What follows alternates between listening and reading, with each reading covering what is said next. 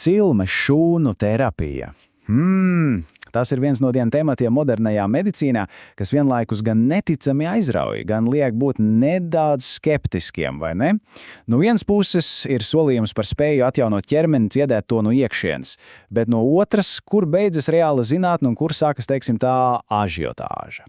Labi, mēģināsim šajā visā iedziļināties. Un, lai saprastu, kāpēc šis temats ir tik svarīgs, viss jāsāk ar ļoti cilvēcisku stāstu.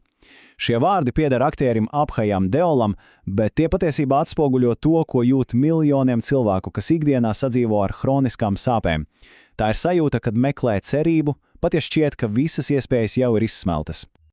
Tātad, lai saprastu to lielo interesi ap cilmes šūnām, apskatīsim vienu konkrētu, personīgu ceļojumu, kas šo tēmu pacēla jaunā gaismā. Iedomāsimies situāciju.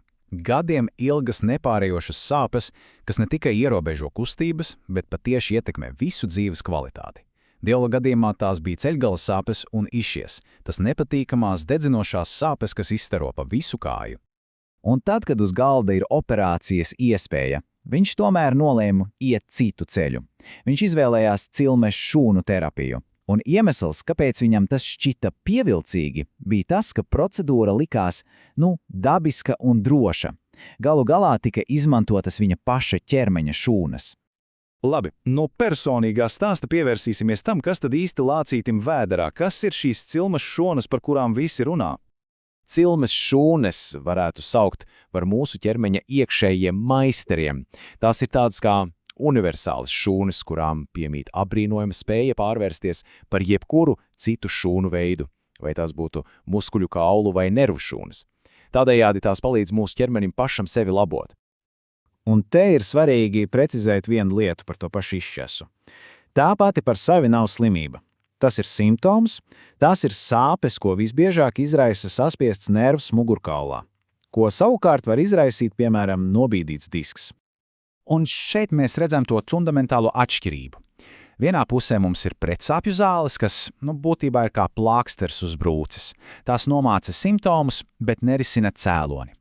Savukārt cilmes šūnu terapijas mērķis ir daudz dziļāks – mazināt iekaisumu un ideālajā scenārijā pat veicināt bojāto audu atjaunošanos. Bet, protams, līdzās lielajām cerībām vienmēr nāk arī, realitāte. Paskatīsimies, ko par to visu saka medicīnas eksperti, jo viņu skatījums ir, krietni vien piezemētāks. Un te mēs nonākam pie tā galvenā jautājuma, kas nodarbina visus. Jā, tas viss izklausās lieliski, bet vai tas tiešām strādā? Ārsti, piemēram, neiroloģe Viņāja Bandarī, ir diezgan piesardzīgi. Viņa norāda, ka zinātniskie pierādījumi joprojām nav pietiekami spēcīgi. Jā, ir gadījumi, ka tas palīdz, bet rezultāti ir ļoti dažādi, un par ilgtermiņa efektu mēs vēl zinām ļoti maz. Un viņai piebalso arī ortopēdi. Piemēram, doktors Srinivas uzskata, ka šobrīd galvenais ieguvums ir tieši sāpju un iekaisuma mazināšana, nevis, pilnīga skrimšļa vai diska ataudzēšana. Tātad vairāk kā ļoti spēcīga pretiekaisuma terapija.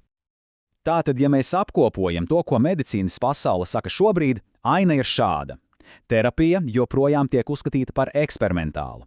Rezultāti katram var būt ļoti, ļoti atšķirīgi.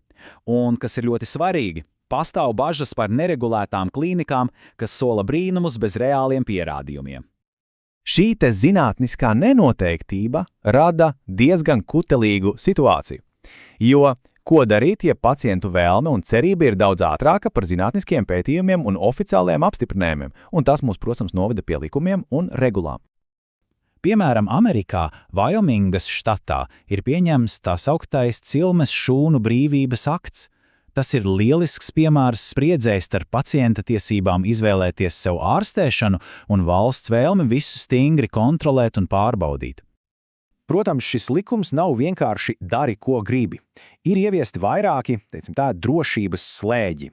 Drīkst izmantot tikai paša pacienta pieaugušo cilmes šūnas, embrionālo šūnu izmantošana ir stingri aizliegta, un pacientam ir rakstiski jāapstiprina, ka viņš saprot, šī metode nav oficiāli apstiprināta.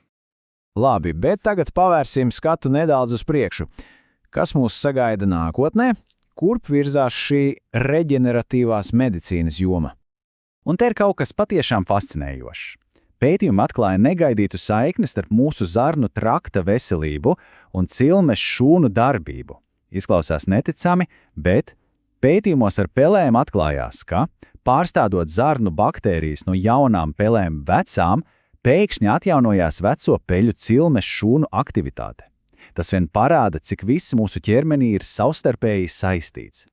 Un tas ir tikai sākums. Paskatieties, pie kā jau šobrīd strādā audu inženierijā. Mēs runājam par audu printēšanu 3D un pat 4D formātā, par mākslīgu intelektu, kas palīdz radīt ideāli piemērotus implantus, un par viediem materiāliem, kas spēj sadarboties ar mūsu ķermeni. Nākotne ir daudz tuvāk nekā varētu šķist. Un ar šo mēs arī šo tēmas apskatu nobeidzām, bet paliek viens liels jautājums pārdomām. Tajā brīdī, kad cilvēku cerības un vēlmes skrien pa priekšu lēnajam zinātnes procesam, kuram ir tiesības pieņemt lēmumu par nākamo soli – pacientam, ārstam, valstī? Tas ir jautājums, uz kuru atbildi mēs visticamāk vēl meklēsim ilgi.